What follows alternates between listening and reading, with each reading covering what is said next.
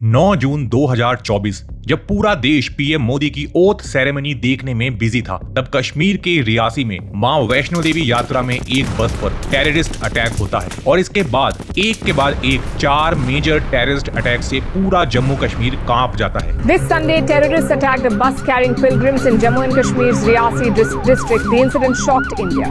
इन attacks में civilian से लेकर सीआरपीएफ जवान सबको निशाना बनाया जाता है। बट पिछले 5 साल में शांत कश्मीर में अचानक से आतंकवाद कैसे बढ़ गया? कौन है द रेजिस्टेंस फोर्स जिसने इन हमलों की जिम्मेदारी ली है? और आखिर क्या है पाकिस्तान का bleed India by 1000 cuts plan? इन सभी से विद प्रूफ पर्दा उठाएंगे अगले 5 मिनट में। दोस्तों, 1971 एंड कारगिल वॉर हारने के बाद पाकिस्तान को यकीन हो जाता है कि भारत को सीधे युद्ध में हराना मुमकिन नहीं है और इसीलिए अपनी intelligence agency ISI and army की सपोर्ट से पाकिस्तान जैश ए मोहम्मद, लश्कर तैयबा एंड हिजबुल मुजाहिदीन जैसे कई टेररिस्ट ऑर्गेनाइजेशन को जन्म देता है, जो सोलो और लोकल कश्मीरी आवाम की मदद से 2001 parliament attack, 2008 Mumbai attack and Jaipur, Delhi, Bangalore जैसे कई मेजर टेररिस्ट अटैक को अंजाम देते हैं। बट फिर भी हमारी गवर्नमेंट स्ट्रिक्ट एक्शन ना लेते हुए कई terrorist supporter and separatist leader को घर बुलाकर चाय पिलाती है।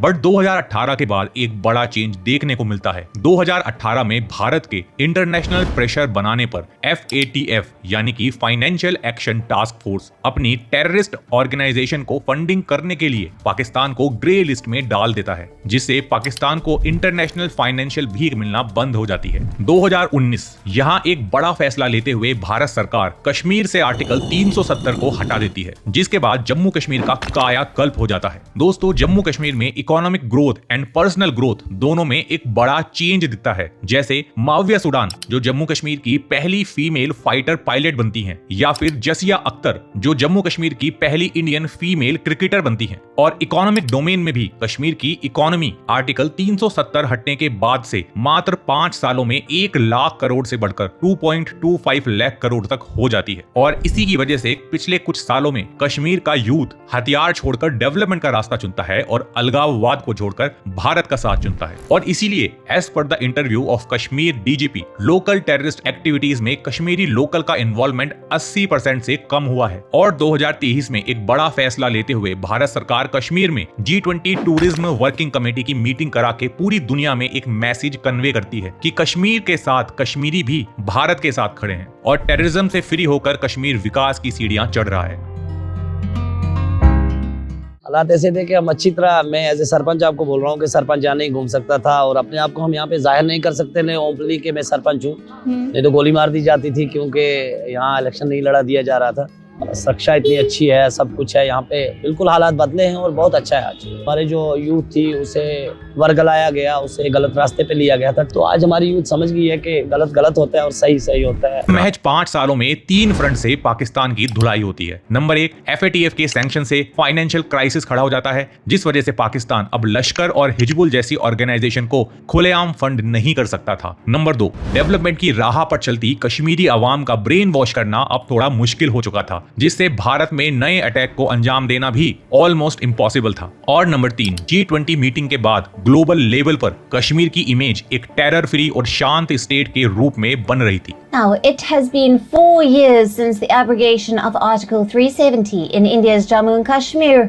Winds have changed direction. जो पाकिस्तान के लिए सबसे बड़ा खतरा था, क्योंकि कश्मीर मुद्दा अगर शांत हो गया तो पाकिस्तान को चलाने वाली आर्मी कमजोर पड़ जाएगी और उसकी सारी फंडिंग भी रोक दी जाएगी। तो इन 3 फ्रंट की पिटाई से उभरते हुए और अपने ब्लीड इंडिया बाय 1000 कट्स के सपने को जिंदा रखते हुए पाकिस्तान एक मास्टर प्लान बनाता है और अपने ऑलरेडी एस्टेब्लिश टेरर ग्रुप लश्कर तैयबा और हिजबुल मुजाहिदीन की शेडो में उन्हीं के टेररिस्ट को रिक्रूट करते हुए द रेजिस्टेंस फोर्स नाम की एक ऑर्गेनाइजेशन का जन्म होता है एंड उसको लोकल कश्मीरी लोगों के बीच प्लांट कर दिया जाता है। एंड सोशल मीडिया पर इस ग्रुप की मार्केटिंग एक पाकिस्तान फंडेड टेररिस्ट ग्रुप की तरह नहीं, बल्कि आर्टिकल 370 हटाने से नाराज इंडियन गवर्नमेंट के खिलाफ खड़े लोकल कश्मीरी आवाम की एक रेजिस्टेंस फोर्स के रूप में की जाती है। बट इलेक्शन का रिजल्ट आने तक ये ग्रुप शांत रहता है, क्योंकि पाकिस्तान के पास एक आखिरी उम्मीद बची थी एंड वो थी पीएम मोदी की हार और कांग्रेस की जीत, जिसका इजहार पाकिस्तान कई बार खुलेआम कर चुका है।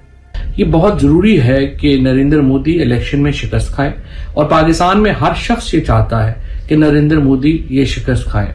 वजह साफ थी कि पाकिस्तान भी दिल्ली में एक ऐसी सरकार चाहता था जो टेररिस्ट को घर में घुसकर मारने की जगह बातचीत से हल निकालने वाली हो, जिससे पाकिस्तान बिना डरे कश्मीर में आतंक कायम रख सके एंड पूरी दुनिया में ये प्रोपेगेंडा फैला सके कि कश्मीर अभी भी स्टेबल नहीं है और कश्मीरी हाथ में हथियार लेकर अभी भी भारत के खिलाफ लड़ रहे हैं एंड कश्मीर के पाकिस्तान में मिलने की उम्मीद भी अभी जिंदा है। दुनिया में मैं कश्मीर का जो हालात हैं, जो पैगाम है, जो सिचुएशन है, वो मैं दुनिया में लेके जाऊंगा, दुनिया के मीडिया पे उठाऊंगा। जिन हेड्स ऑफ स्टेट से अभी तक मेरी बात हो चुकी है उन सबको मैंने आगाह किया कि कश्मीर में हो क्या रहा है। और कमाल की बात यह है दोस्तों कि मोदी को हराकर कांग्रेस को जिताने का सपना देखने वाले ध्रुव राठी जैसे यूट्यूबर जो पहले पाकिस्तान की भाषा बोलते हुए 370 का विरोध कर रहे थे। आर्टिकल 370 के अंदर जम्मू एंड कश्मीर का स्पेशल स्टेटस हटा दिया गया है प्रेसिडेंशियल ऑर्डर के बाद। कश्मीरियों से पूछा ही नहीं गया है करने से पहले।